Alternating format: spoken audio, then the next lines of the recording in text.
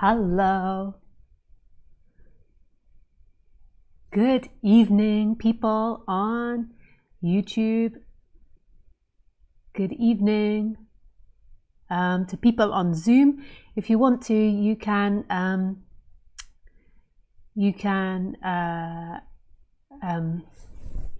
sorry, my settings just went off when I went live, but I corrected them.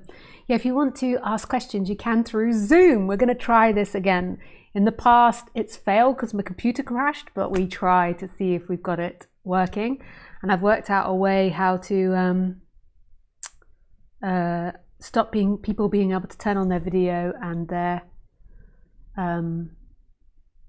audio. So hopefully that works as well. So welcome. You find the link in the box below, or you can find it in the chat. So welcome everybody. If you want to ask a question in Zoom, then put your hand up for when I start questions, which will be about another half an hour. Ready? Yes.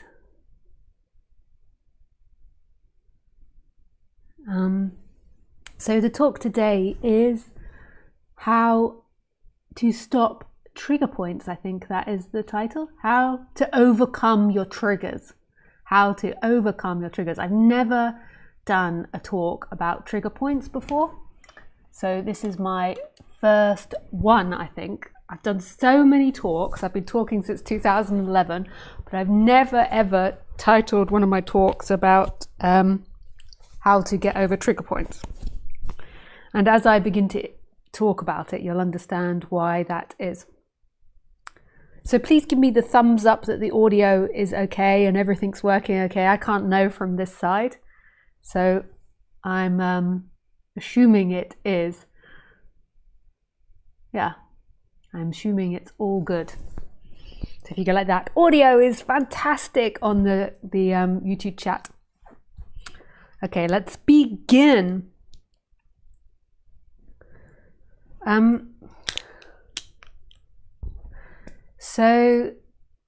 So I think if we went back through all the beginning talks, the amount of time I start the talk with low, fo. Anyway,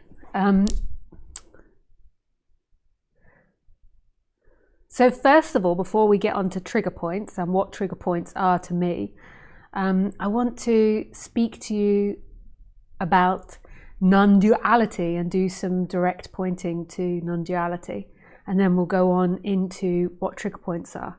So I just want to be clear about what non-duality is, and I think it's important at the beginning of every talk I do this. Okay.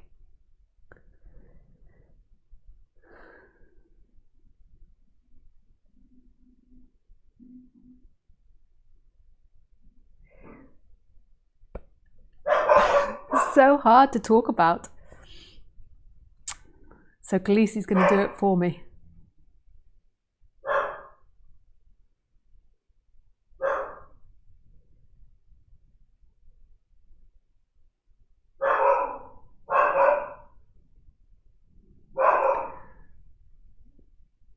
So I would say that non-duality is the recognition, which isn't personal, of who you are. But it's not a personal thing. It doesn't belong to someone. So it's not you recognize it. So you don't recognize non-duality. That's the biggest fallacy, that there is a you there that will recognize non-duality. So most people believe that the consciousness, so big consciousness, and personal awareness are one and the same thing. So let me just tell you what I mean by personal awareness. Personal awareness to me is the ability to move the camera. So you can put your attention, so it's the tension. So you can put your attention on the window, you can put it on the camera, you can put it on your big toe, you can put it on the floor. And personal awareness has also got these thoughts in it as well. So these thoughts that come up, so you can also put your attention on the thoughts. So personal awareness is actually the ability to move the attention, but then in that you get a narrative of yourself. So you are a good person, you are a kind person, you are an angry person, you're a happy person, you're a person into non-duality, rich.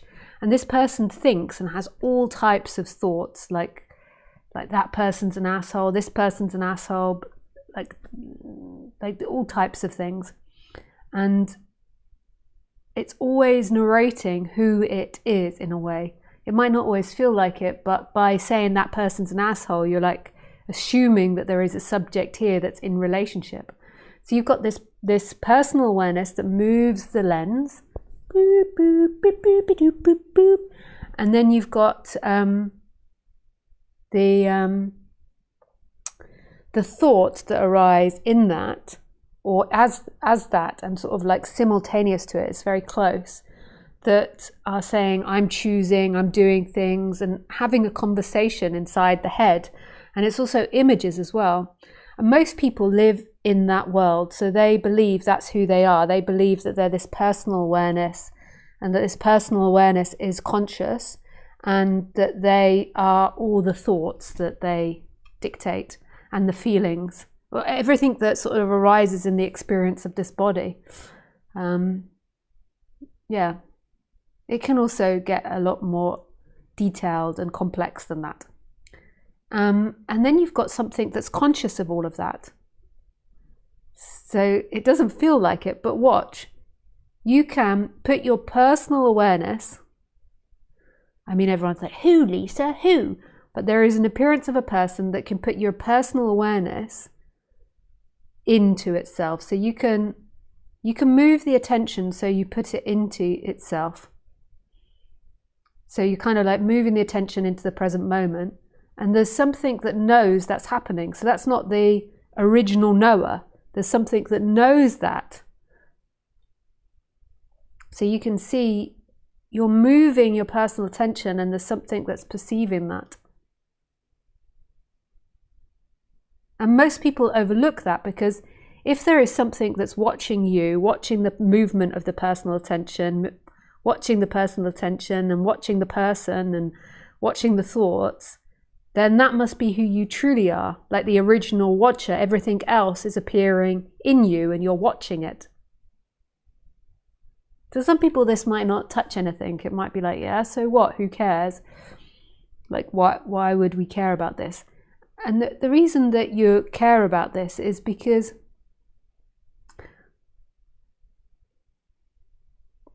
sometimes there can be a deeper knowing of it than the words are presenting. And you can kind of resonate that there is something in the experience that's inherently free. Because the consciousness, which is experiencing the person and experiencing the movement of awareness, is free. It's not bound to this world. It doesn't suffer the human ailments. It doesn't suffer anything. It doesn't have any objective on anything. It's just free, experiencing itself.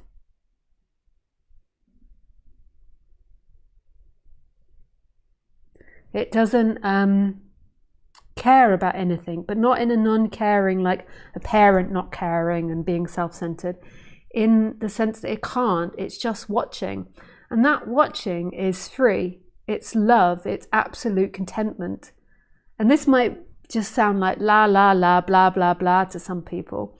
But sometimes there can be a touching of this, and knowing that there is a freedom inherent in experience, in my experience, we can say my, that doesn't belong to me getting a pleasure or me not getting a pain.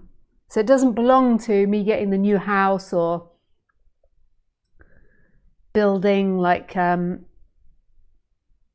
something out of Lego. I was going to say a really massive building, but I went blank. The Sydney Opera House out of Lego, like, or being in the World Record Breakers book.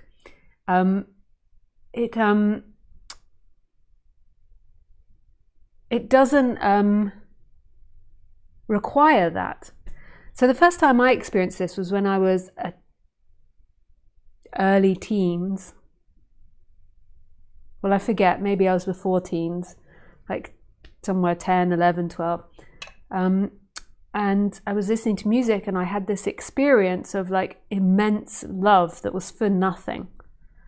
And freedom, and nothing had happened. In fact, actually at that time, there were some negative things that happened.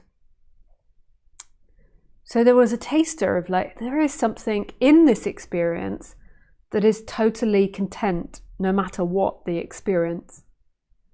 And people that are listening to these talks maybe have touched upon that, and that's why they're drawn to it. Otherwise, it's just like, who cares if there's like a big consciousness? The reason why it's important is because it's not bound to this body. So we don't actually really know where consciousness is. Like, we've never scientifically proved it. But one thing that scientists haven't proved, which should be of interest to most, is they haven't proved that consciousness comes from the brain. So they can't prove that. So that says a lot. And we can't, like, my sense is that consciousness is everywhere and all things. But even if it isn't, I don't care. It's still oneness. Even if consciousness, the big consciousness, is personal to the person, I don't care, because from this dropping away, there is just such an intimacy with what is, these intellectual ideas, and like, I know this is oneness. This experience is oneness. I don't need these concepts to affirm it. But what happens when you have this awakening is there's a going back home. So the experiencer no longer feels like it's the person that's experiencing. You feel always like you're connected to who you truly are, that still consciousness which is watching, that's free and in all things. So there is this sense of expansion, well, looking through and feeling this body. So that's the other half of the story. Like, this reality is dependent on us looking through these bodies. That's the way this game is made up and the way this reality is made up. But there is a movement from being just that, just the person, to being everything, to being this consciousness which is all things and no things, with that person arising in it. So the person stops being the center of the universe. And to me, that's the suffering of the humans, is the disconnection from something bigger than yourself, and the belief that you are a body, mind, and limited and singular. And it's like a belief that you hold, and a belief that your salvation in this reality is to get as much pleasure as possible.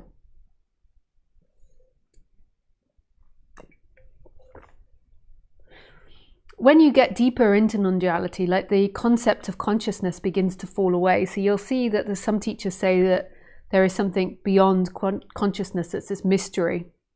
In a way, that's true, because we don't know what consciousness is. Like, yeah. So it's but I wouldn't, that doesn't matter. Like, when you're first beginning, it's like, make consciousness the altar, with that feeling of I am, that this is, because that's the first manifestation in this world, is that I am, this sense of beingness. And these are the home, these are the freedom, these are the refuge of everything that's happening in this crazy bonkers world, which can do all types of dirty dances and tangos and flamingos.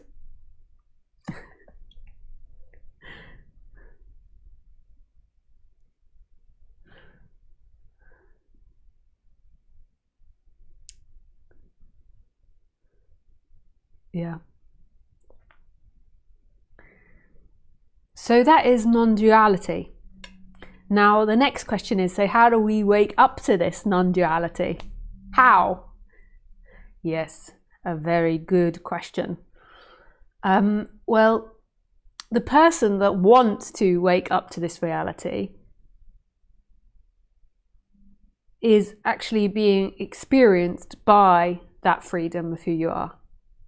So it's a little bit like trying to lick your elbow. I don't know if you've ever tried, but you can't lick your elbow.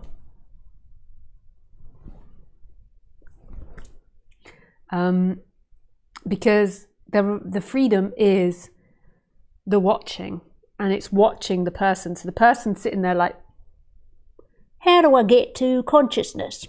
I got to put my attention in consciousness and stay still.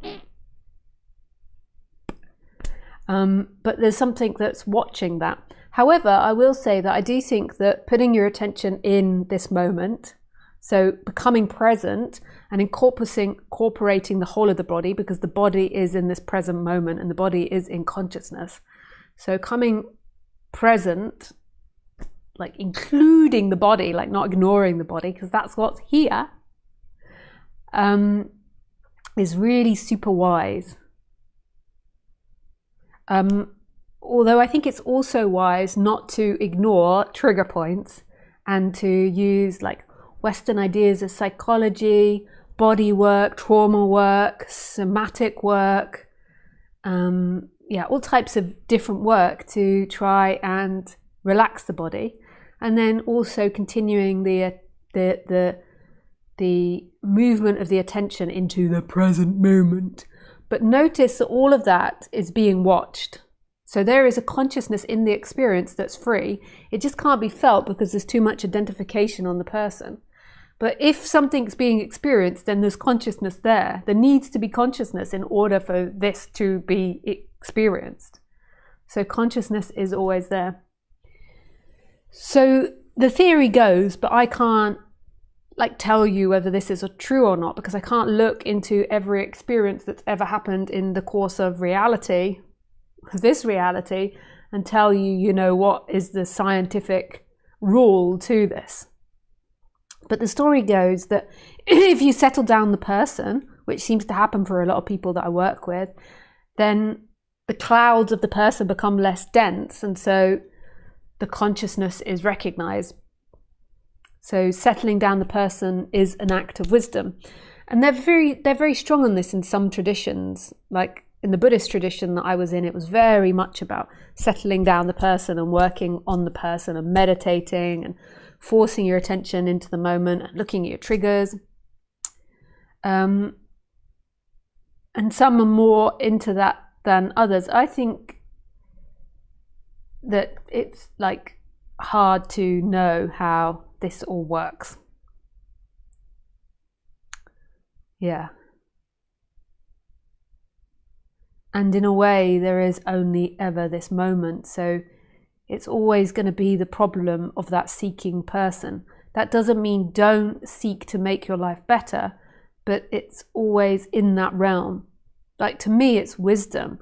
Far out, most people come to this subject because they want to feel better, not because they want enlightened, but then the enlightenment makes them feel good, so then they're like, okay, I'll take enlightenment. And so I'm telling you, and other teachers are telling you, wise things you can do to make your life feel better, do them, because if you think, oh, okay, what I've got to do is just quit seeking, you'll just go back into your old negative habits and suffer. That's not the answer either, because you'll go back into old patterns of seeking. The person, when it's there, is going to seek. So you might as well clean the cage of the person, or clean the cupboard of the person. And it's only kind to your neighbors. Like mowing your lawn, it's only kind to become more self-conscious. Pulling out your weeds on your front lawn and mowing it. We do this for the neighbors. I mean, does anybody actually really care about mowing their lawn? Grass actually looks really nice when it just grows naturally. But everyone does it because it's we've got to do it for the neighbors, because then it makes our street look nice and everybody knows that we're rich people and not criminals. I'm kind of playing with you. But I do think that the cleaning up the person is kind for your partner, for your parents, for your children, for society on whole. If you're very into politics and you fight for world peace, I think it was Jordan Peterson I heard quote really first of all, sort out your own closet before you try and sort out everybody else's. Yeah. I'm sure there's always exceptions to that, but it's kind of funny. So then we go on to trigger points. So the reason that I came up with this title, it's a little bit vulnerable saying this, because I never like to talk about people on the internet, but we're going to talk about people. So I was watching this video. I'm going to leave it anonymous as to the video I was watching. And it became apparent to me that the couple in the video, because of what they were saying, like it was very overt, that that they were in a relationship and they believed that the practice of putting your attention into consciousness would eradicate all triggers. So they would have no trigger points left in their body. And if they get triggered, then that means that that they're not putting their attention firmly enough in consciousness. Yeah, and I just felt really sad watching that, like, and felt compassion, and it just inspired me to talk about that notion. That is a terrible notion to have, and I know that I used to have this notion. For many years, I believed that enlightenment was the end of any trigger points. So let's start. Why do we as humans get triggered? So what do I mean by trigger? It's like I'll give an example of a trigger point. You ask your partner to do something. So you ask them, for example, to not put their sweaty running stuff in the washing because it's really smelly and you don't know it's there. So, you want it in the washing machine instead. So they take it off and they put it in the washing machine. It also smells up the whole room. So you ask them to do that. And the next day you go into the washing and you open the washing and it stinks because the smelly washing stuff's in there again. You're like, oh my God. So you say to your partner, you really need to put the washing stuff either out, the running stuff either, or your exercise stuff either outside or in the washing machine. This was an argument that close family members used to have regularly in my household. I can't really say who it is because I'm always trying to be careful about speaking about people. So I know this one so well. And so then the third day comes and the partner's done it again. So let's say it's the woman and the man. So the man's doing the taking off the smelly running stuff and putting it in the washing, and the room stinks again. And then the female opens up the lid to put her stuff in, and it's like bombarded with nasty smells, and she feels triggered. And that is such an appropriate response. So to be hurt that's done again is a really appropriate response. This is natural, and this is what we're meant to freaking be, because this will start healthy conversation. Because the man in this situation, because it's so related to family members of mine, the man in this situation, that he had said 3 times he would stop doing that, and 3 times he did it again.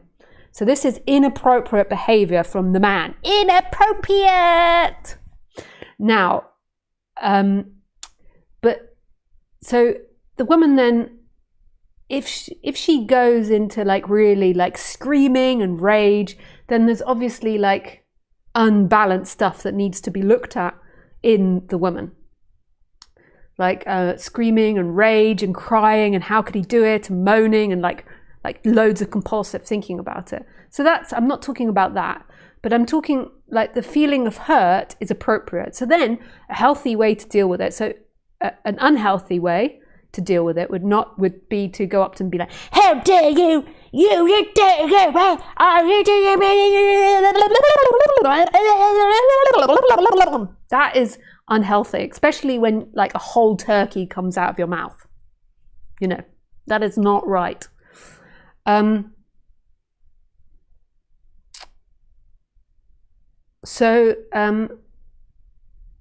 But the healthy thing to do would to go up to the person and say, hey sweetie, I'm just feeling a little bit sad at the moment.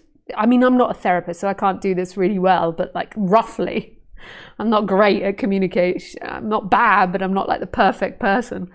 Like I'm just feeling a little bit sad at the moment because I asked you 3 times not to put the washing in the smelly stuff in the washing basket, and it's in there again.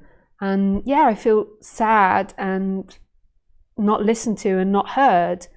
I just would like a little bit of like reassurance that it was like an accident, or that you do intend to not put it in there, whatever, something like that. But there's still pain and there's still sadness there. And there could be even annoyance. You might need to go into a room and be like, in the body. You could also have other triggerings to past things, when past people have said they're going to do something and then not do something. So it is totally right to feel what we would call and define triggered, to have an emotional response to that. If you ignored that as the female, that could begin to get into very unhealthy dynamics, because this could be an act of passive aggression by the man. It could be like, F you, woman, I'm not going to do as you say, I'm just going to keep on doing what I like. And then you just keep ignoring it, and it's like totally inappropriate to have someone behaving like that. So feeling triggered is what helps spark us into healthy communication, and what makes us more bonded and more loving in relationships. What used to happen to me when I was in non-duality relationships when I was younger, or Buddhist relationships when I was younger, I'm sure it happened, I did it to my partner. I'm not blaming my partner, but it's going to seem like that because I'm going to put this as the woman, that I did this to people as well, is that I would go up to my partner. So say if I was the one with the smelly stuff, and I would say, look, I just feel a little sad at the moment because I found the smelly washing in the basket, and I just makes me feel really uncomfortable that we spoke about it. And then they went, you're getting triggered. If you really understood non-duality, you'd be putting your attention in the moment. Or maybe they don't say it like that. Maybe they say it more non-dual. They'll be like, but this is just your triggers. This is life showing you your triggers, and you have to move your attention into the present moment to go beyond your triggers. This is so unhealthy. This isn't healthy. Oh my goodness. This isn't healthy. This isn't what non-duality is about. And I just think that so many couples and people do this to each other in the spiritual scene. That's a power game. That's not non-duality. Of course, the absolute freedom is putting the attention in the moment, but it's absolutely not appropriate in that moment. What's appropriate is to validate each other's feelings. And then afterwards, if you feel like it as a couple, you could then speak about how there's still freedom in the moment, even when you have these uncomfortable feelings. What used to happen to me is that I would go and I would say these sorts of things to my partner, and then they would keep saying, oh, this is your mind, you're being triggered. And, it doesn't matter if I put washing in there, that's just your feelings.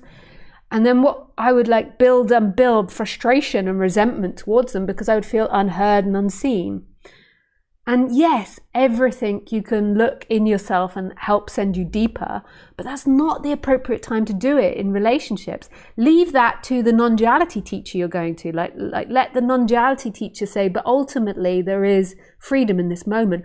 But we are meant to have feelings. We have feelings in order to communicate. That's why we have them, and to help navigate our environment on a human level. What we need to learn is how to communicate healthily and not deny each other's feelings. And this is just a game. Oh, that's just your mind. That's a trigger point. Oh, bleh. Makes me want to vomit seeing people believe that. Like vomit, not in like, it's just like such abuse of non-duality. Like, so when I saw it in this video, I just felt this compassion and like this gurgling in my stomach. Because that can just be so negative on somebody's psyche. It's like narcissistic abuse in a way. It's like gaslighting. And it's just so unhealthy for the mind. What you want to do is please read. If you're feeling like you don't know how to communicate to your partner, read Non-Violent Communication. There's a reference book. It's not from me, it's from another guy whose name I've forgotten at the moment. I'm not very good at like spewing out all these names. You can read it on my reference page, Non-Violent Communication. Like, such a brilliant book. And you can go and work with someone to understand what's happening. Like, so say if you're the man in that situation, you feel tempted to deny the woman's feelings by saying that's all in your mind. Like, go to somebody, work one-on-one and see why you have that need to do that, because it's most probably something like a protection from childhood, like that was done to you, or you just feel terrified of emotions and so you just can't, you bat it down if it's seen, or maybe it's a controlling thing. But it will damage each other. It won't help you both grow and expand and become more free. It will actually make you more contracted and more separate. Like, there'll be more suffering. What we want is to have closeness and intimacy on the human level, and that means including feelings, not excluding feelings. Yeah, maybe I'm triggering a lot of people in the audience by saying this, and they're like, okay, women, here we go. You're only saying this because you're too overrun by your emotions and you don't really know what pure stillness is. Yeah. I have been told off for doing that because it's dismissing people's feelings, which I understand, but I do like the humour side of things. I do go there. Yeah.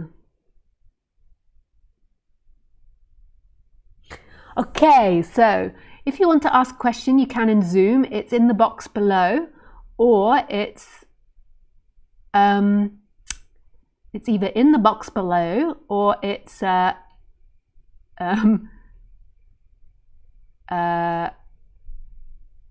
or it's in the chat. You can find it. But there isn't anyone with questions. Yes, you can also write it in YouTube chat, but please put in the chat question and then write the question.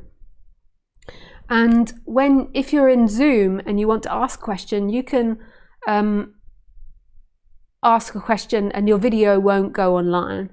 And also a reminder, if you do ask questions, to be conscious of what it is you want to share with like 2,000-ish, maybe 3,000 people online, because that's the reality of it, not overexposing yourself. I'll try and help to guide you, but I can't guarantee that I can do that.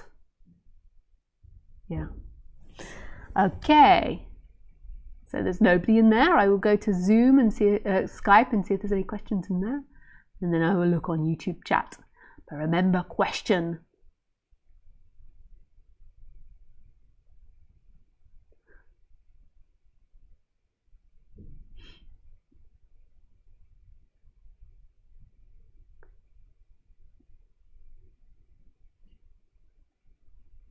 So, question. So question ... We'll go back to where there's questions. Question ... so I can see it easily.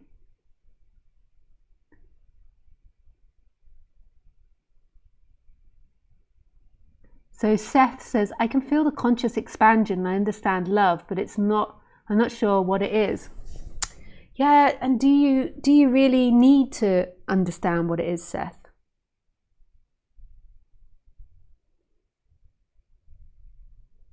Like, do you need to understand what love is?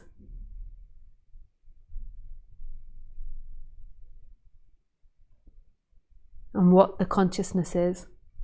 Like, just keep going to that. Like, move the personal attention into that and stay in that love and that consciousness and let it reveal itself without words, because that's the magic of it. But when I give this advice of moving your attention to the present moment, know that I'm not really saying that it is somebody that can do that. That's a happening, that's a functioning, which is really complex, but I just feel like it's important to articulate that. Are there really some masters that can transmit relief of one's samskaras? Larry. again, this isn't something that we can scientifically prove. It does seem like there are places, people that feel more still, and there's places and people that feel like there's more suffering in it. But I don't know about this transmitting, and I would say my feeling is yes, so I've most probably said yes in the past. Like, I felt like that happened to me, and I feel like, yeah.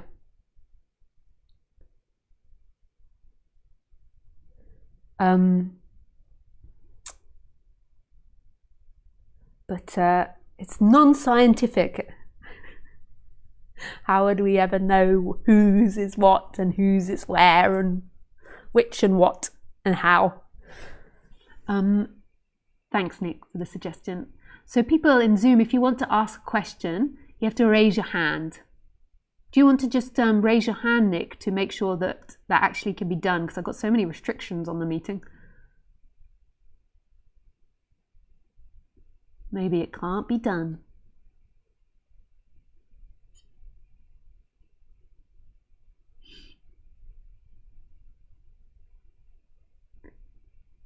Okay. Question, Alfie. What do you do by a bottom up?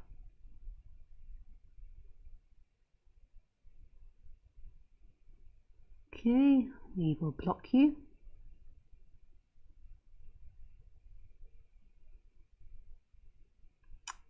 Seth speaks. Yes, you are right. Some other non-duality teachers say stop seeking, but temporary techniques are okay. Bruce, don't say sweetie passive aggressive. Don't say sweetie passive aggressive. Sweetie pie.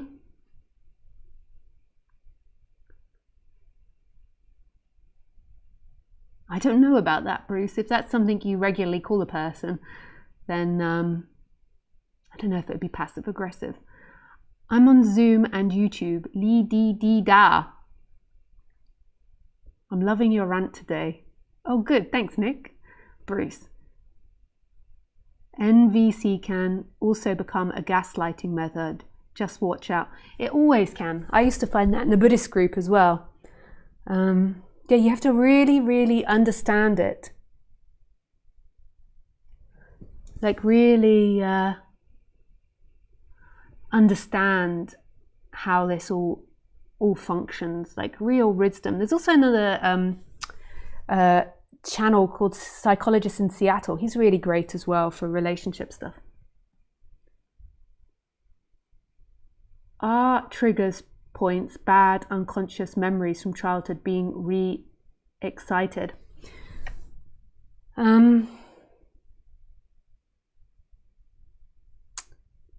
It's unknown. Like, so say with the washing thing that I described, I would say that that's just a human thing. Like, if you don't like the smell of your partner's sweaty running gear that's been used like 5 times without being washed, I don't know if that's necessarily a childhood re-triggering point. And if then your partner says he's not going to do it and then keeps doing it, that doesn't necessarily need to be connected to childhood, but I'm sure you can connect it to childhood. So you could, if you'd have had that experience in childhood. But that is like an inappropriate human relating, like 3 times ignoring what's being requested of you and you agreeing that you will do it. It's like passive aggression massively. It's like a very aggressive act, but then it's like, but sweetie, why are you getting too angry? You know, it's like inappropriate. So that doesn't necessarily need to be from childhood, but then like we are only everything that's come from the past. So everything that we are is not necessarily trigger, but it's like either been learnt in previous lives or this life. Question.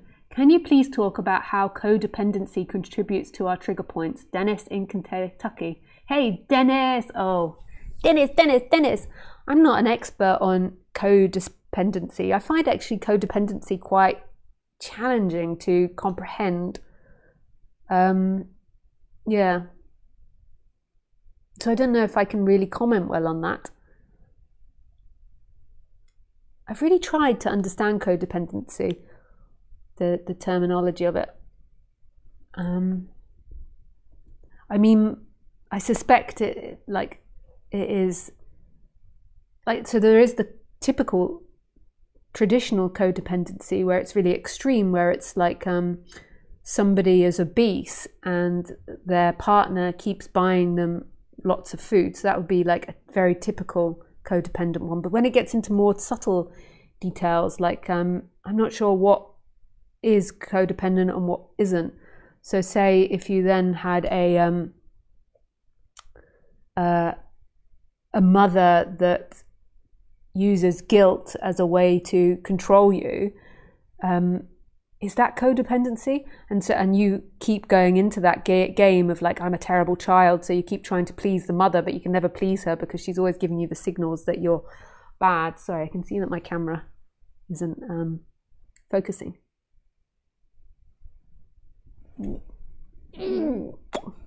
Yeah.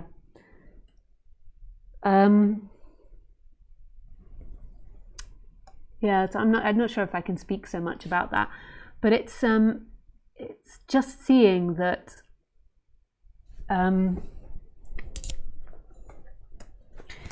like just taking everything in the moment and like going into it deeper and deeper. So you have a triggering experience, and before you go and speak to your partner about it, you just lay on the bed and you're like, where's this coming from? What is it I want? What is it that I don't want?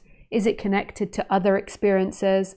So say if you're in conversation with your mother and she's playing some games to make you feel guilty again, that you can just take a break and go and like tune into that. And you might find at the bottom there is like fear, that you're a bad child, and fear of pulling away of love. That doesn't even necessarily need to be seeking energy. It can be old seeking patterns, but it can be very practical, because as humans we want to get on. So she might just be triggering that sense of like, I'm doing something wrong here. And the seeking energy would be like going hell to leather to try to live up to her expectations, and it being all unconscious. And the belief that if you get her to love you, then you will be free. So that's when it's going into seeking. But that could be there and it's not seeking. It's like you're deeply at home, but the body has this response of, thou should please thy mother, because that is what we've been told. If she dies, you die. Yeah, ha ha ha ha. Why are you not working, naughty mouse? You naughty mouse. You naughty mouse. Question, thanks, but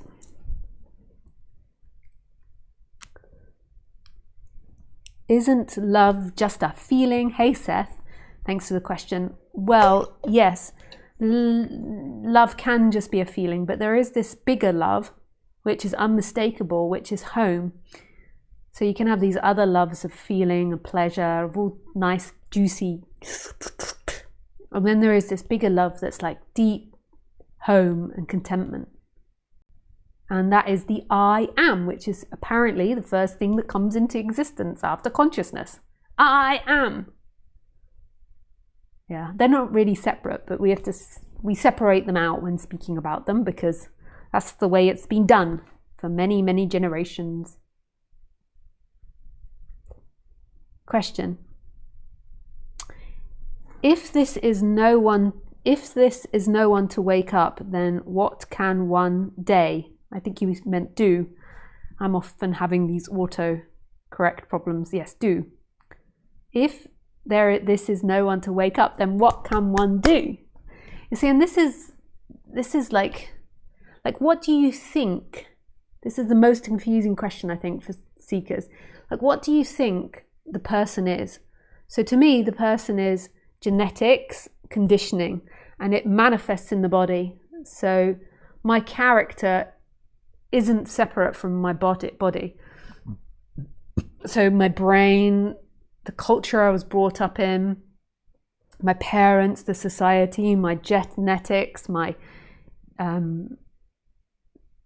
traumas, like all of that makes a character, and that character is interwoven with the body. Like it's not just in the brain, it's also the way you move. Like if you've got low self-esteem, then something you might do is like hunch your shoulders in and always go into a room with a very insecure demeanor. Like and I heard this, like, I don't know how true it is, but I heard this this report that somebody had a heart transplant began to have the thoughts of the person and memories of the previous person the heart belonged to. So it's kind of like the character is interwoven in the body. And that's not what wakes up, although the character can have a big shift. But the person thinks that it is this like separate entity that's kind of like living as like some form of ghost inside the body that's controlling it or something, and it's kind of separated out from the body. But the character is like behaviors and ideas, conditions, genetics, which isn't separate from this body. Just the way in which I move my arms adds to the sense of this character. The way that I move my face, like all of it.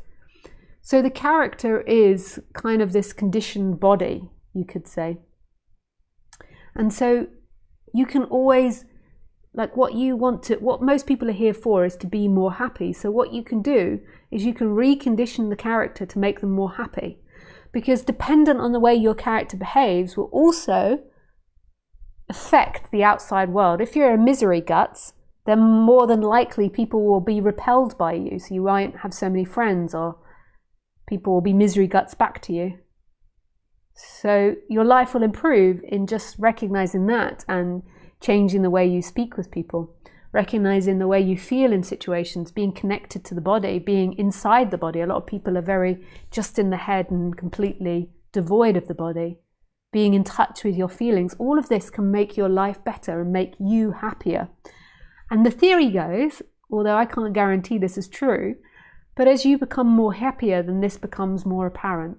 There's the rare occasions where you have like immense suffering and then there's a big pop, but it's mostly as the person becomes less. And the reason that seems like intellectually correct is because when you're deeply in suffering, you're so contracted and you're in so much seeking. So when you're deeply suffering, there is huge amounts of seeking going on. And seeking is the avoidance of this moment, the pushing away of this moment and trying to scramble to some sort of pleasure or avoid pain, or even scramble to pain, dependent on the system. So it's like complete rejection of this moment. So as you become more happy and more balanced, you're not wanting to reject this moment so much because there's not so many uncomfortable feelings.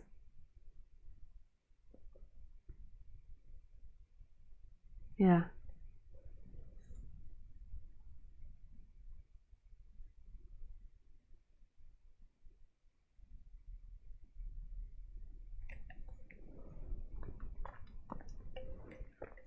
Yeah, thanks for your question. So the thing to do is just to settle down the ego, understand it, and that is psychology. I've got a reference page with lots of suggestions, chakra work, body work, psychology, breathing work, yoga, exercise, trauma work, and then also the commitment to moving the attention back to the present moment. So the mind wants to wander off into anxieties or problems, so bringing it back to the present moment.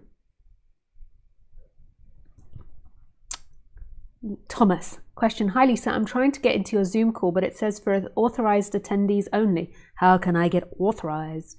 I think you have to sign into a Zoom account, so you can't be in a non-authorized Zoom account. Yes, so you have to. Oh, cool, Thomas, you're in. So I'm going to ask you to unmute Thomas. Hello. Hey, just 1 second. I just have to put your speaker through my boombox. Okay. Oh, there we are. You're in the boombox. Hi. Hey. Hello. I'm so getting here has been a bit of a bumpy experience. I had to. I got here late to the start of the stream, and I was starting listening on my phone, and my phone died as I was trying to set up my computer. And then my computer does this thing where if it's left on for a long time, the camera just doesn't work, and it acts like there's no webcam built into the laptop, and then I have to restart it for that to work. So as I was restarting it, you were in the middle of talking about people's webcams and how I think you were saying something about not broadcasting their faces over the live stream. Yeah. Is that right? Yes. Yeah. So you're not broadcast, your face isn't, but your voice is. Yeah. I don't mind that. I just wanted to. Oh right. Okay. I wanted to ask that before starting my video, but then it says that you've stopped the. Yeah, I can't give permission anyway. because I can't give people permission to do their video because we had some inappropriate experiences. Oh, okay. So everyone has to have their video barred, and if I were to get you to turn your video on, I would have to allow everyone to turn their video on. Oh, okay. Yeah. So this is but you get to see me. I think that's. Yeah. I can see you now. Nice. I was thinking because we've spoke before over Skype, but never over Zoom, and I was thinking, I'll restart my computer so we can actually both see each other. That'll be fun. But it's a shame that the things that have happened that have meant that's not a possibility. Yeah, I mean, because of the risks. Yeah, I mean, if I had somebody like hosting the meeting, we could maybe do that because you can then switch it back on once theirs is on. But I can't do all these things. I've got a lot of technology I'm doing as well as talking about this subject. Yeah, I'm more than likely is screw it up. Is my audio okay? Yeah, your audio is great. Okay, great. It's really nice to speak with you. Yeah, you too, Thomas. I had a question that I've been thinking about for a few weeks now. Yeah. And then I listened back to the last two live streams of yours that I missed. And I felt upset at a few points because it sounded like you were you wanted to talk to people over a call. And I think the last two live streams, there weren't many people who wanted to do that, or there were big patches where you didn't have any questions, and I thought, I wish I'd been there. I've got a question. Yeah. I think also part of the problem is Skype is like Jurassic now. Yeah, that's a good term for it. Yeah, I remember the last few times that we were talking, or the last time we spoke, you were talking about the risks associated with seeking and with following a non-duality philosophy towards an awakening. Yeah. And you I think correctly, I think it's a good idea that you are presenting, that it's important to try and settle down the person as much as possible, and to do as much kind of cleaning up work and work in correcting unhelpful patterns in the body mind, and making it as soft and gentle a shift as it can be, and lowering the risk for self-destruction along the path of deconstruction. And I've been thinking about this a couple of weeks now, where it's definitely shifted so that more of my attention now is on pursuing how can I put it, like a less bothered person and a less agitated personality structure, and feeling more at ease generally in the world, feeling more like my relationships are better and more mutually understood, and and me feeling more sane and less incongruous in general. And I started to think like, I wonder when Lisa would put a line for, okay, at this point now you can start seeking enlightenment again. And I wondered what you'd think of that idea of there being a kind of a standard or a litmus test for once X is achieved, once I'm experiencing like this way in my day-to-day life, now I can go, it's safe to go down the non-duality path now. Yeah. I don't know. Like, my experience of working with people is that everyone is so different. And my experience also is on the human level, certainly for myself, is that I can expand and improve, endlessly.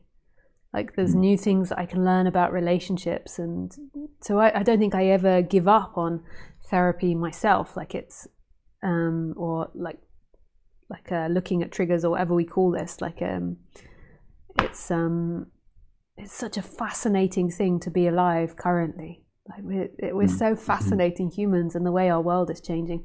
So I feel like that is endless, and I don't know if that ever needs to stop. Like, you can carry on like doing therapeutic things for the body, and it's not opposed to listening and hearing non-duality, but what would you consider seeking enlightenment? Like, what would be seeking enlightenment for you? Yeah, I think something that it would, some parts of it would be having a kind of obsessive consumption of non-duality related content. So listening to your streams, past live streams constantly, following Michael Taft meditations every day, and reading. I'm pretty picky, so there aren't many, even within this topic, there aren't many people who have watched their videos or read their writings or listened to their speech and gone, oh, this is what I like, this is the thing that I'm going for. But it would be really making it quite a kind of deliberate focus of mine to go, I'm going to try and do you know about lucid dreaming? A little bit. So when I was a teenager, I really wanted to learn how to lucid dream, and there are all sorts of articles and guides on the internet about how to train yourself to lucid dream. And one of the things that it says, one of the bits of advice is during your waking life to program habits that will be the kind of like pinch points for your awareness, where if you did this in a dream, it would like looking at the hands, looking at a clock face, things like that. And so it made me think of that, thinking of this idea of trying to program habits of self-inquiry, of dropping into present moment awareness, and doing that as a very a very explicit, I'm going to start doing this as often as I can now kind of thing. Because I don't, that's part of my thinking is in that direction. And then there's another one that goes, that's all character, that's all personality, that's all concepts. That's something that I could do for 30 years and it would just become my behavior, it would become like the structure of my activity, but there could still be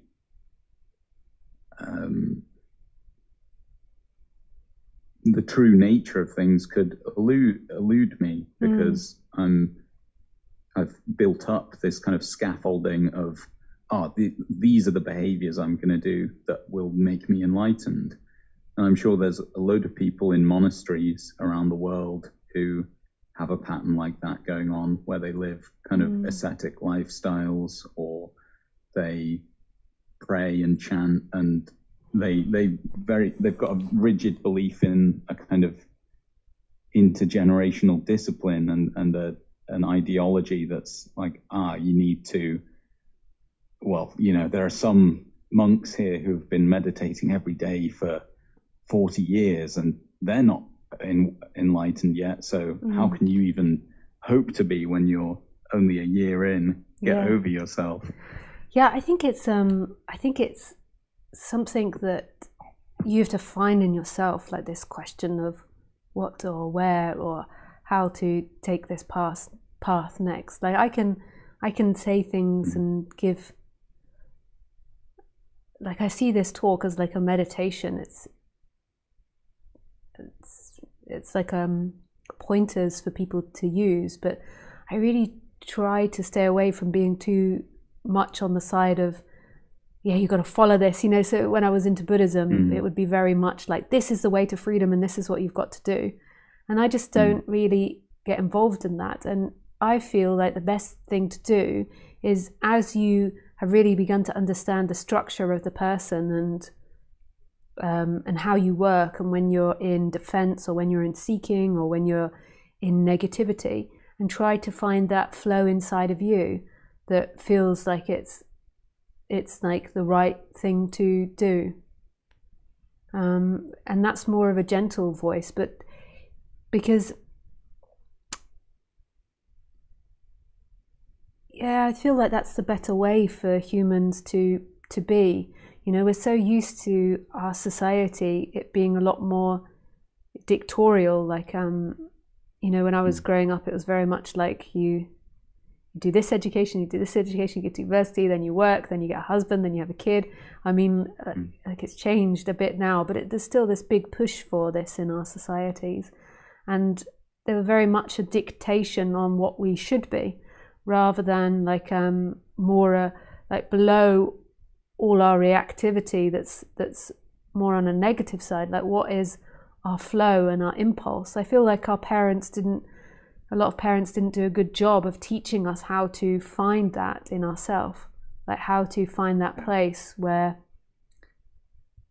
like we know our correct choice that's authentic for us. And none of us know what the outcome's going to be. When I was taught non-duality, it was like, if you get to that place and you act from that place, then nothing bad will happen, only good things will happen. But how can you define what's bad and what's good? Because maybe a good thing would be for you to be in a car crash, like, because then it stopped you then causing like a massive car crash the next day. Like it would be impossible to determine like what is good and bad. And also, as I developed in that, I realized that wasn't the best. It's nice teaching the idea that we get to our true, authentic self and then everything works out perfectly. But then you can also see there's lots of dogmas in that, and that can also create lots of pitfalls as well. Like it did for me, because sometimes I was acting from fear when I thought it was acting from love, and and I would get confused by other people's energies and situations, and so I just stay away from those types of teaching. So it would be more an encouragement of like you going deep below your fears and your reactions and trying to find that place that says, okay, this is the best way for my next direction. We can do a bit of an exercise now to get to that place. I'd be interested in that. Okay. So I always like to do these things with my eyes shut, but you can do whatever you like, and I can't see you, so it doesn't matter.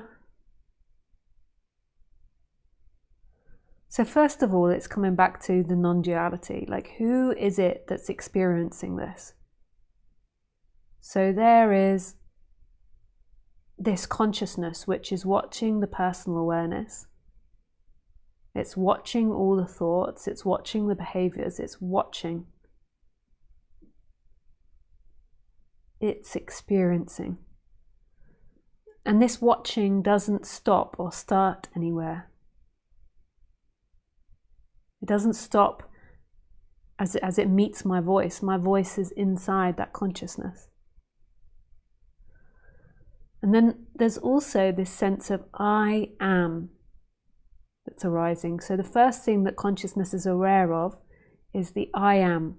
And you can find this in the heart. It's like love. Like, I am.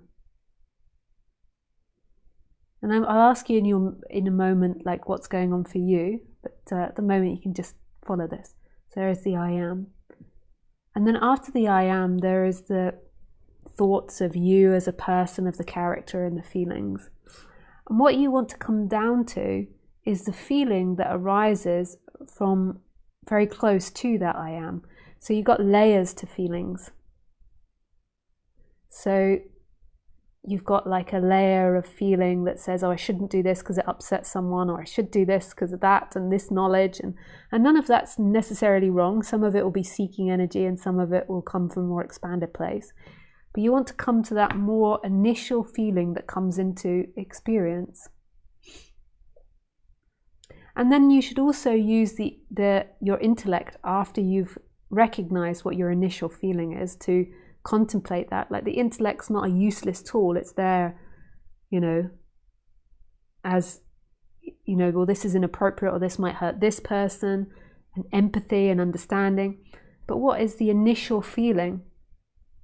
Like, what goes, yeah!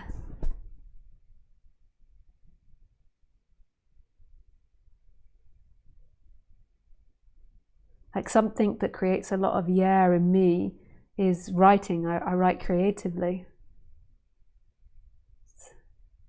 It's like a very organic feeling. It feels like it comes from lower chakras. And then there's layers on top of that, but it's quite organic. So then you would drop in the question, what is it that I want? Not from a mind place. Like, do I want enlightenment?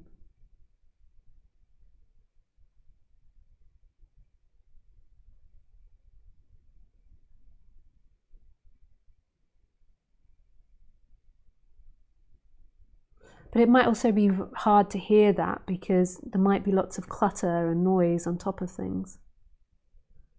And there might also not be a clear recognition of who is and who you are and the I am.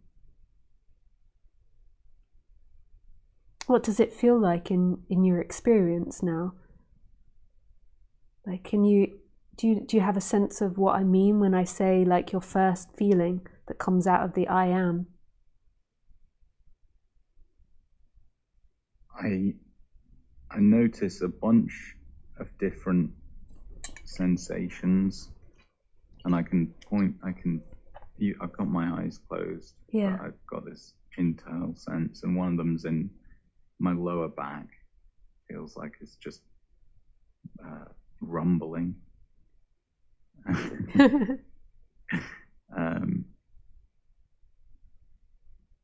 And it's like there's hot spots, like the palms of my hands, going down my pinky fingers. My pelvic floor just slackened a little bit as I said that. And all of this, my mind has this idea that the thing you're talking about is something underneath and more primary than those, because these are kind of particular the things that are happening in awareness. But I think my idea is that doesn't count. That's not the I am, because that's kind of distinguished, and that's almost automatically, it seems like it has a label to it, like lower back, pinky finger, hot spot. There's words that come up automatically, but I say automatically, but before the words, it's like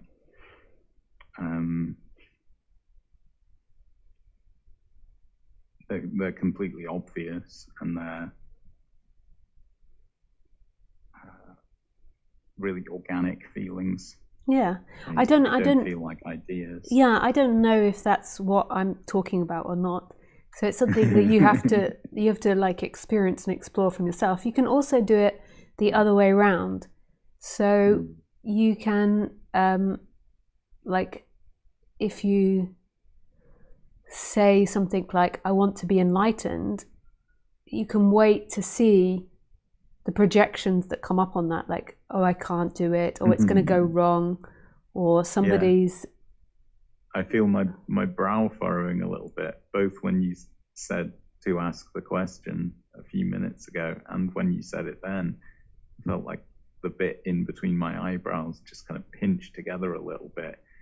And I think that's a worry that it would be, I wouldn't know, I would be in over my head. I wouldn't know what it means, what I would be getting myself into to ask for that, as if there would be some like bad consequence. And I would have bitten off more than I could chew. Yeah, so that's dreamy wishes, like all those classic. Yeah, so that's another way to explore. So sometimes for a lot of people, this takes years to get better at this, to really understand these different layers. So you can look at it from either trying to go to the initial feeling or look at it as what's blocking you. And you can even write it down, make a diagram of these things that block you.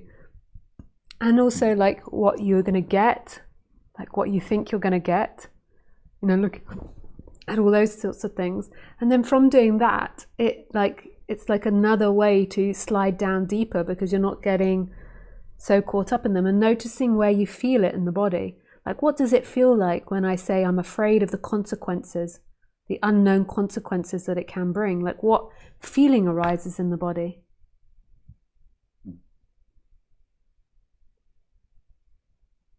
Kind of hardening above the eyes. Yeah. Yeah, there's a really subtle contraction in my arms as well. Yeah. They're not even like tightening up the length of the arm, but it's as if along the length of the arm the muscles are just squeezing closer together.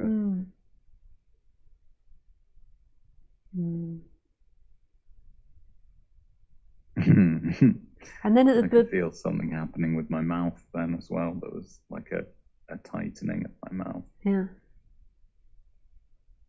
So it's just fascinating the more we explore like ourselves, that so many people walk around completely unconscious of themselves.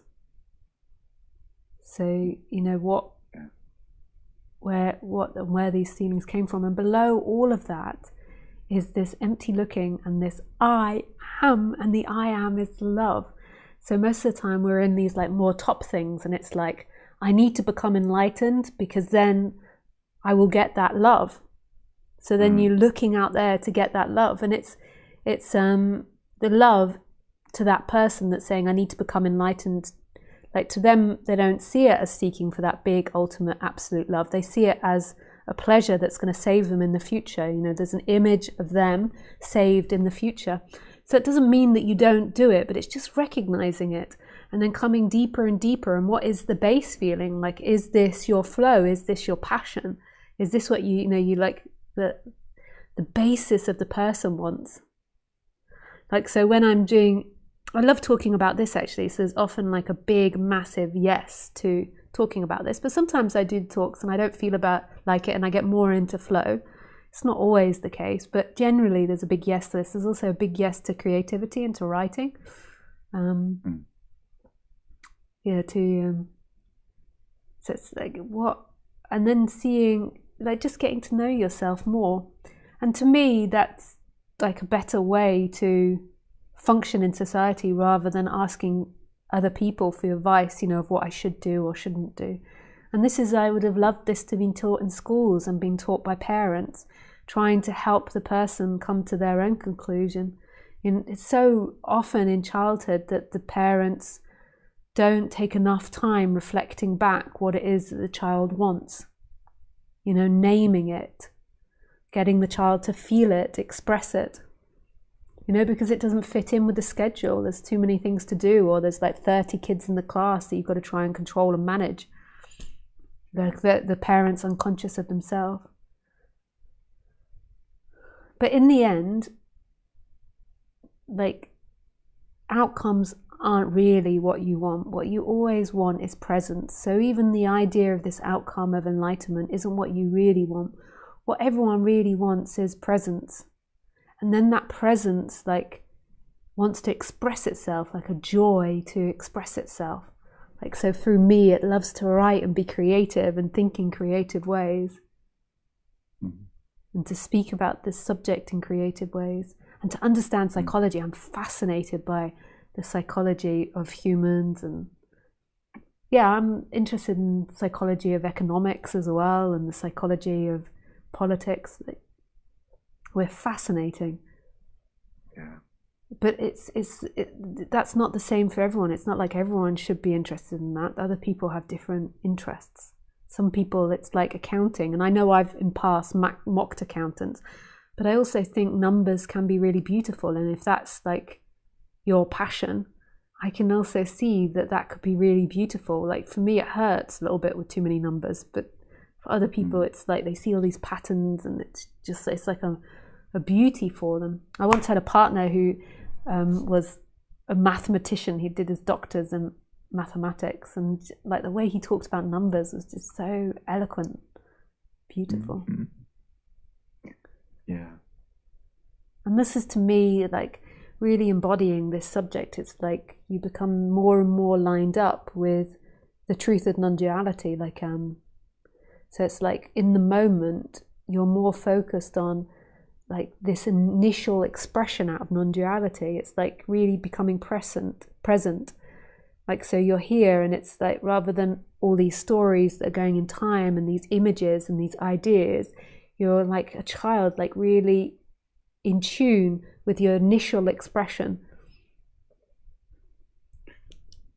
I just had a memory. Oh. Well, I had a memory of when you spoke about being like a child and being in tune. I remembered what it was like to get hurt as a kid and like fall over and bash my knee, or I slipped over a couple of days ago because I was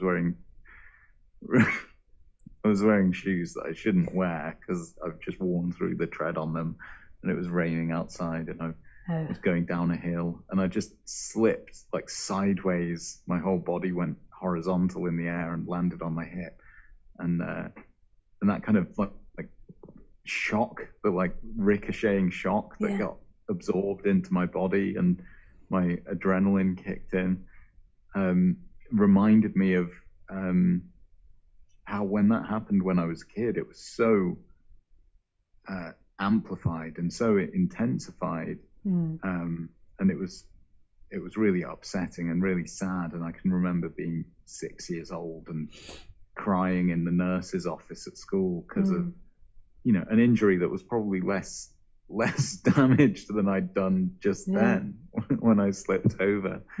And when you just mentioned the attunement of being a kid, I don't know if this is a memory I'm having or like a reframing of childhood experiences, but I'm imagining it now, remembering it now as that feeling, the kind of swirling intensity of that pain as a kid, and it being not really held on to at all, and it moving very quickly, and it feeling quite intense, and it being upset, and I was distraught, but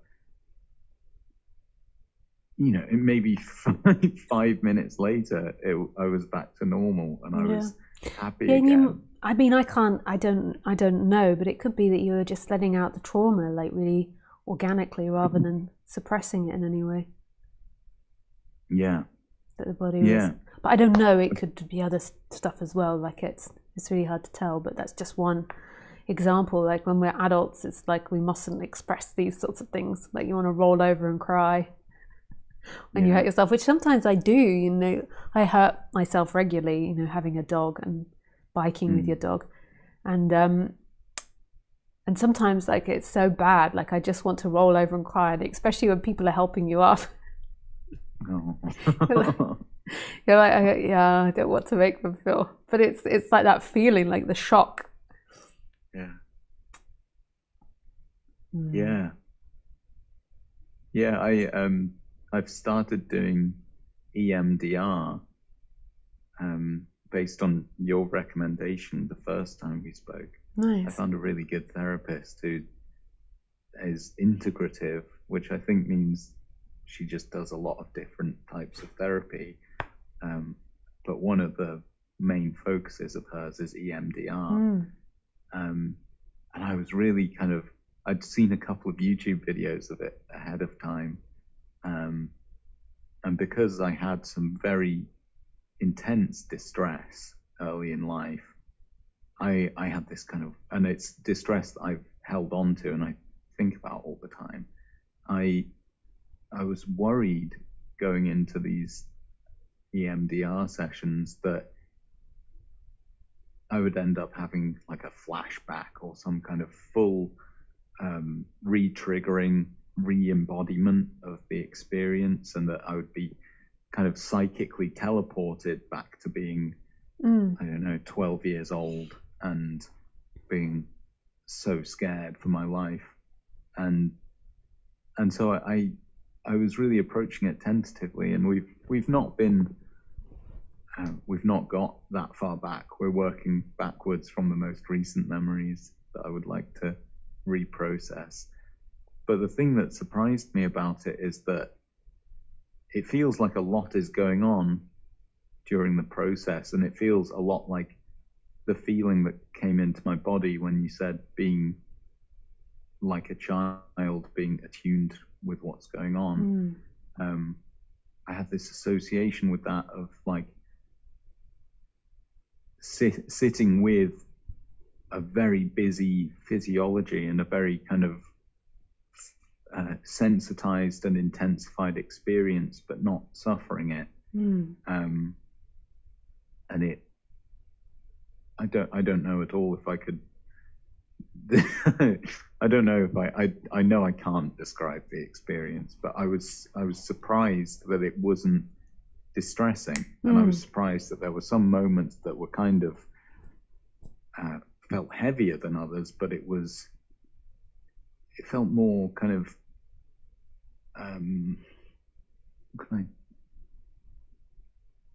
like bizarre and kind of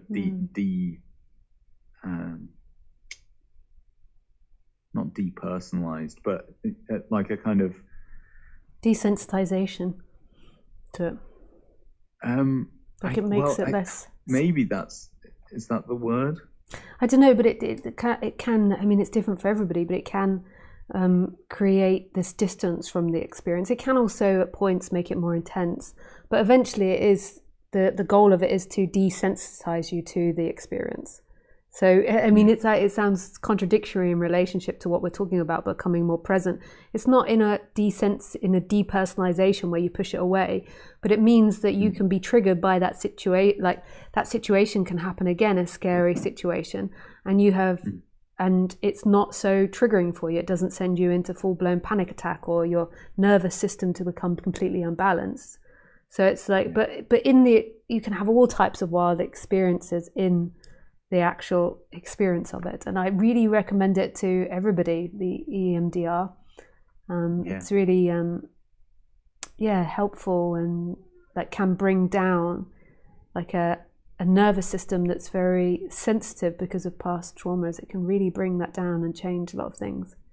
So I'm happy to hear that you did that, Thomas. That's fantastic. I'm really excited about it. I've just in the past couple of weeks, because I was working at a place that was making it difficult to regularly schedule the appointments. I've now found a different job to work, and I'm in a lot of ways I'm orienting my entire life and my employment around those appointments, because my therapist only works privately on Fridays and Saturdays, which is the kind of work I was doing that was almost guaranteed not to be a day off for me every week. Nice. So I'm happy to hear that there's that commitment and that feeling to do that. Yeah. It's quite funny. my godmother came up to visit us a couple of weeks ago, and I was asking her for advice about money and relationships, and about a year ago I asked her for spiritual guidance, and she said that she had dreaded that question since before I was born, since being told that she was going to be my godmother. Sweet. Which was funny. Yeah. But she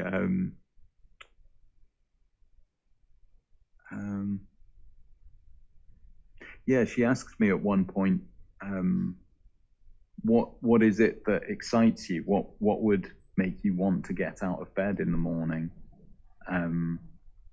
Because one of the things I was saying that I was having a problem with was that I didn't want to work my life away so that I could afford to be miserable in a house.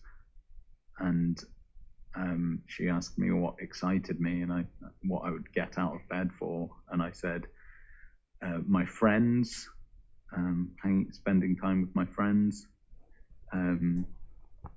sex, if there was sex to be had by getting out of bed, and I didn't think of this at the time, but I thought about it later. The third one would be therapy. and kind of following the actions down a pathway of hope that that I can live as an undisturbed person in the future. Yeah, that's really such an attractive idea. Yeah, I think a lot of people feel that they just don't know the possibilities of things that they can do. Like they don't know how to help themselves. But I can feel it's going more into like something like more of a one-to-one session rather than questions, which I'm totally into, giving you your voice and like talking about these things. But maybe in these talks, it's better to stay a bit more with questions, like rather than going too much into your story. Even though I'm really enjoying it, and I'm sure there's lots of people out there, but it's more appropriate for a one-to-one session. Yeah, I agree. Yeah, I'm glad you're enjoying it as well. Yeah, lovely to speak with you, Thomas. And if you have any more questions, you could just put your hand up and ask. I think I'll come back another time. That was the big one. Yeah. What we spoke about early on was the big one. Yeah. Thank you very much, Lisa. Yeah, thank you. Bye-bye. Bye. So is there anyone else in Zoom that has a question? You have to put your hand up. There's only a few people in Zoom. There might be people on Skype. But thank you so much, Thomas, for being brave and asking questions and exploring these things and sharing online.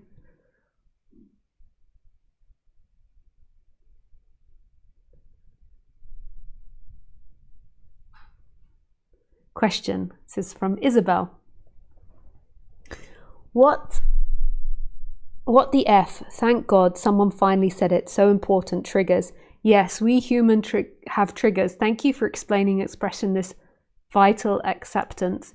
The idea that we should, could, or would never have triggers after seeing there is actually no one, so to speak, seems like a misunderstanding. Yeah, completely, Isabel. It really is. Because it's like saying that it's about not being human. Like it's so important to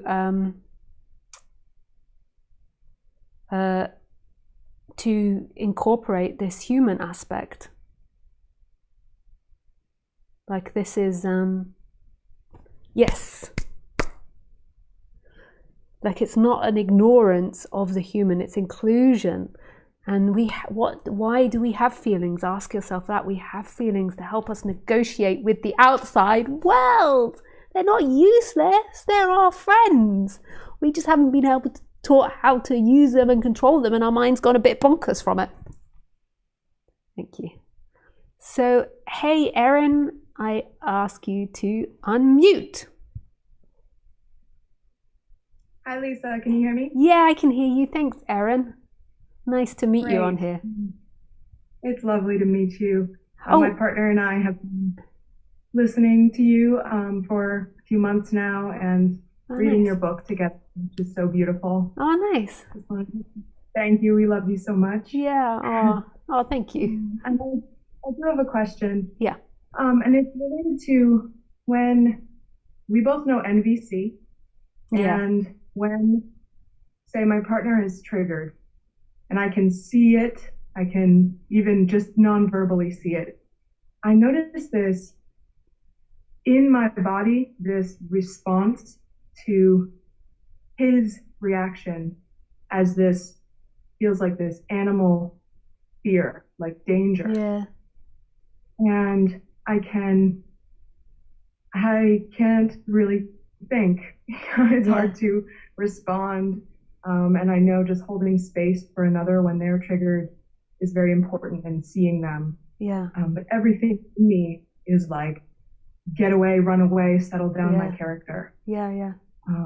So, I know tapping and breathing and many techniques.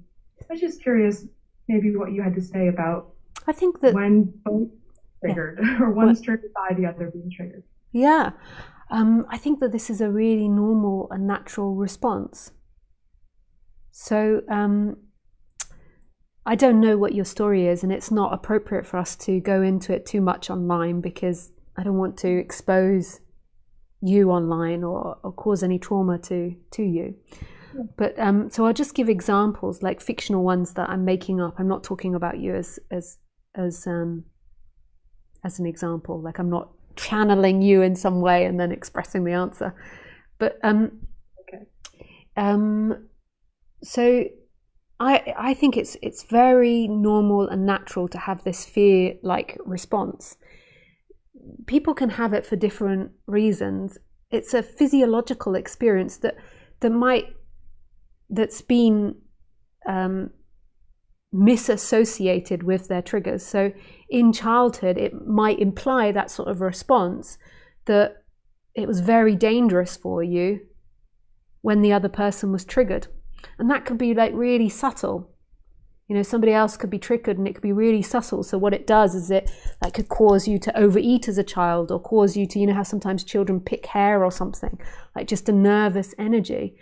And you might not even notice that the other one's triggered as such as a child, but it's like a very visceral sensation. So it's no different in a way from if you were out in the middle of the forest and you're suddenly walking along and then suddenly a bear is in front of you. It's kind of like a very similar response. And I think that a lot of us have these responses in relationship, but in different ways. So yours is that it's seen when the other person gets triggered. For another person, it might be, if they feel the other person's not listening to them. Because ultimately, if we don't get on in relationship, it means death to us because we're a group animal. So if they respond, like if your parents respond to you in a really negative way, you could be kicked out, you could be killed. You're so vulnerable and dependent on your parents as a kid. You can't survive alone. Even as an adult, we can't really, there's very few of us that can survive without a group of people around us. We need others to trade with. We can't just go onto a desert island and survive.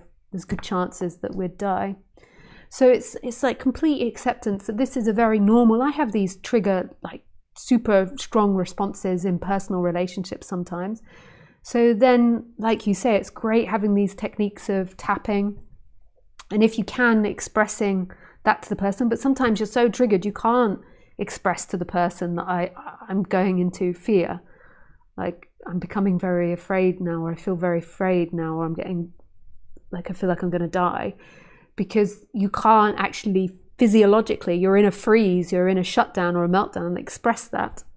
So there's no easy answer to it, just that with your partner, it sounds like you've both read non-violent communication, and you're both into this subject. So it's when you're not feeling triggered, being able to go back and express those moments.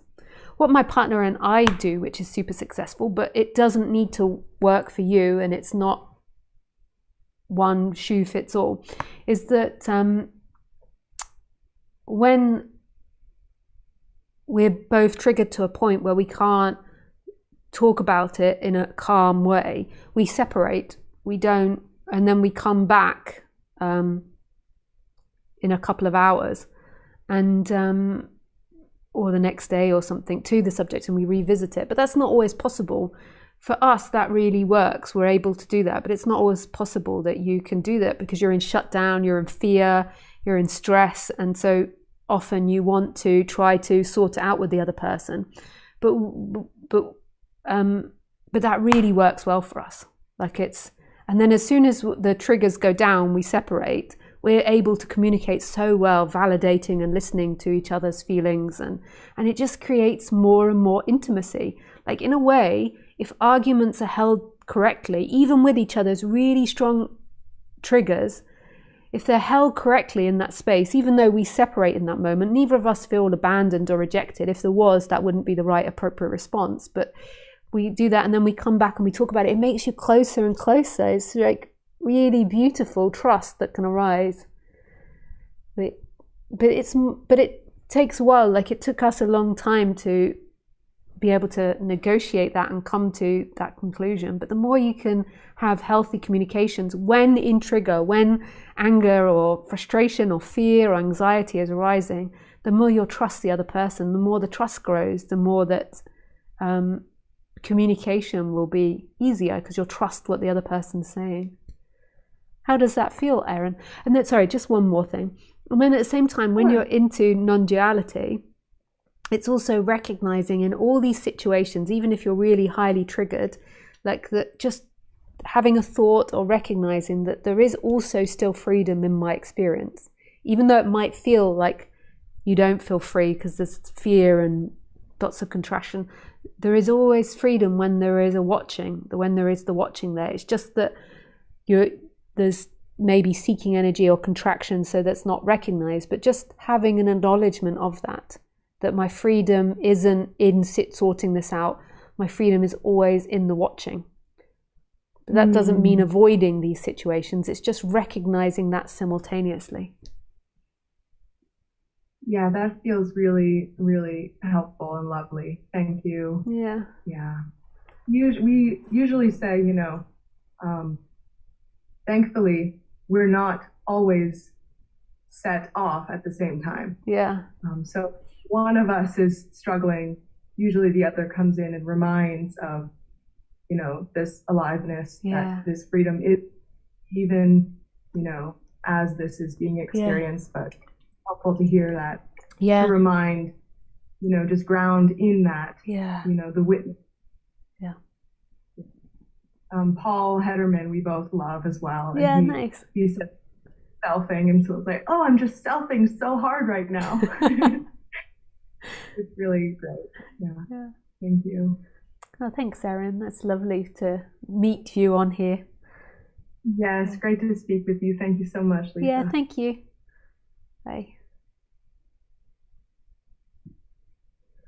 Okay, just take one more question and then that will be the end for tonight. Where is Zoom? That seems to be working quite well, the Zoom. If there's any more hands up, there is hands.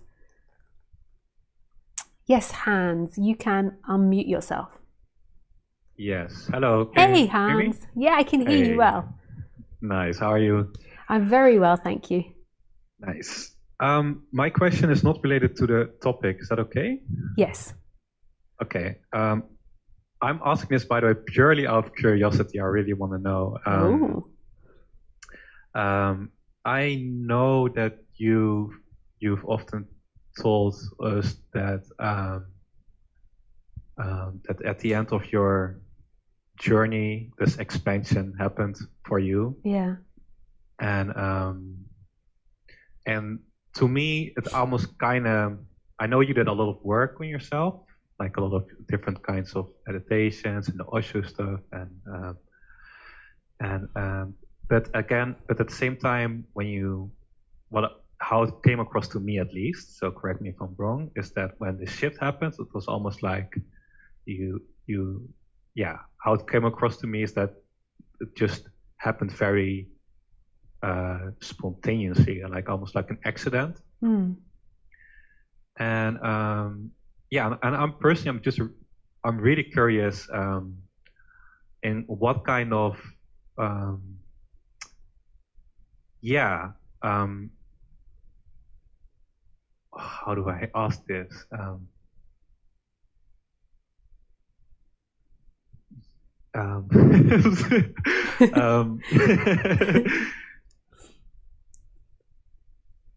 yeah. Are you struggling because you feel like you'll hurt my feelings or something, or? Oh no. Okay. No. But I'm struggling to find the words. Yeah. How does it? Yeah. Was it kind of like something big that suddenly happened for you, or do you feel like you kind of like work towards it and then like yeah? So it felt like in the story that it was revealing itself over many, many years, and I wasn't really recognizing it properly. Like, because it would be like moments and then maybe like a few hours, and then I'd forget about it. And then it just, there was like a few days where like bizarre things were happening, and then it just went boom. But it was like really big, and that's often not the case. For most people, it's like a gentle, gradual disappearing of themselves. And so they don't really notice the before and after in a way. Whereas for myself, it was just like so strong. And it kind of like went a bit too far into, it didn't go too far into the absolute, but it was like I was, it was difficult to function when you have this really strong, I can imagine, and I've heard people have it really strong. They end up in hospital because you struggle to function. You're so out of like the human mind. But I wasn't hospitalized, but it was like really like functioning was not the easiest, but it was just so loving and beautiful. But it was like that's a rarity, I think. I'm not trying to make out that I'm a rarity, because there's so many people that wake up just gradually, and that's the most common path, is that you slowly begin to fizzle out and die, and then it's so small you don't even notice the end little bit. And then I've even met somebody recently who then suddenly is like, hang on, there isn't suffering here anymore. Like it's just so gradual. It's really sweet. And I can see how that happens. It just wasn't the case here. And I just reiterate that because a lot of people are looking and waiting for this big bang. And, prior to that big bang that happened here, I was just happy to be a more happy person. I'd gone through all these stages like, I want enlightenment, I want this. And then I was just like, I'm okay if I'm just more happy and more peaceful, and I can live out my days like this. That's good. I've heard that before, that for people, that at the end, sometimes they kind of like almost like lose a little bit the intense passion or whatever for like enlightenment, kind of disappears to something more normal. And that's a lot of times when it happens. Yeah. Well, I heard from non-duality speak. I don't want to make claims. I'm not a teacher, so I don't have the data myself. But that's interesting. Yeah, I've also heard that what seemingly seeing my own experience and hearing about other people, it almost seems like, and I'm just making an observation. I don't know if it's true, but I find it really interesting the mechanics of the whole unfoldment of different people. And it almost seems like there's like the energetic shift. What you said, like for some people it goes very gradual, but some people they go for like a huge hump, and then a lot of energy, like that hump, a lot of energy comes free, and it's very intense when that happens, when it's like a sudden big leap. And for some people the leap is so big that they kind of like end up in a psychosis for like a few months or for like a year. It's a lot of energy was all stuck, and suddenly everything comes through. And it kind of and for some people it's to the point that they end up psychosis very intense, way too intense. So I've heard different kind of stories, but nice to hear your individual story. Yeah, thanks. Okay, now what was it? Well, thanks, Hans. Yeah, lovely to speak with you again. Yeah, you too. Bye. Bye.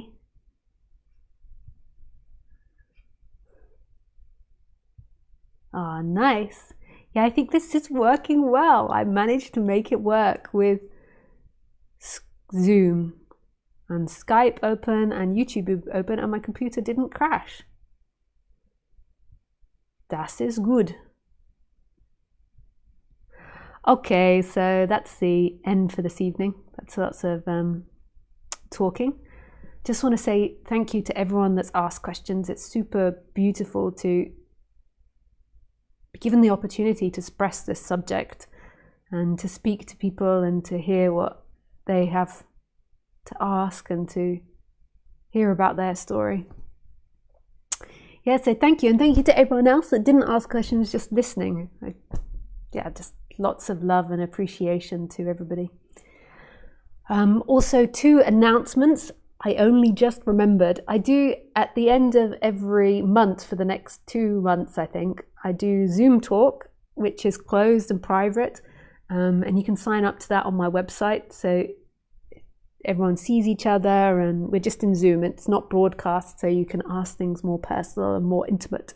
And it's got a sweet little community feel to it, so same people sign up. So yeah, that's nice. So you can book for that on my website. And then the other thing is that I'm going to be doing a retreat at Easter from, I think, the 6th to the 14th of April. So that's Easter 2023. And it will be on my website soon, but we're just still working out the prices and the accommodation for people.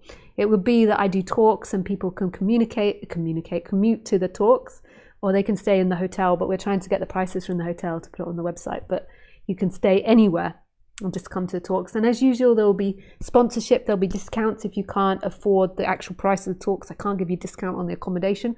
Sometimes there is sponsorship for accommodation. And it will be in northern Germany, a place called Paris. Yeah.